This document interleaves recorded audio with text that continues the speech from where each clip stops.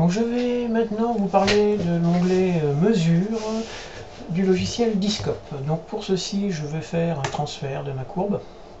Voici.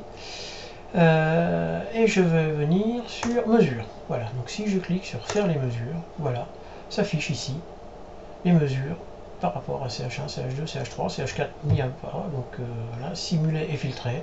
Alors je peux simuler un signal, voilà, je vais faire afficher signal, je vais refaire mesure, refaire les mesures, et donc mon signal faisait bien 1 kHz, un vol d'amplitude, voilà. Donc j'ai la fréquence, la période, l'amplitude, la composante continue, la valeur efficace et la valeur efficace vraie, ainsi que le taux de distorsion. Alors en filtré, je ne l'ai pas fait, donc je vais revenir sur le filtrage ici. Je vais filtrer la voie 1, par exemple, calculer, voilà. Donc dans mesure, je vais faire les mesures ici. Si je clique exporter les données vers Excel ici, ceci m'envoie vers ouvre Excel et affiche toutes ces valeurs dans Excel, si besoin est. Voilà, donc juste une petite remarque, pour assurer des mesures correctes, l'affichage de plusieurs périodes est nécessaire.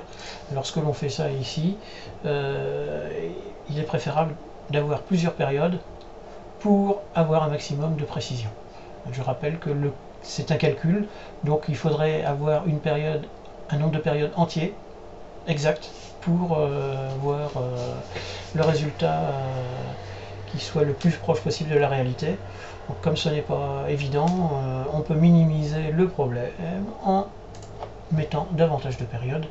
Voilà donc ce que je fais ici, et là faire mesure ici, donc je pense que ça va pas changer, 718, vous voyez la fréquence, voilà, donc là la fréquence a quasiment pas changé, et les valeurs ici sont plus proches de la réalité.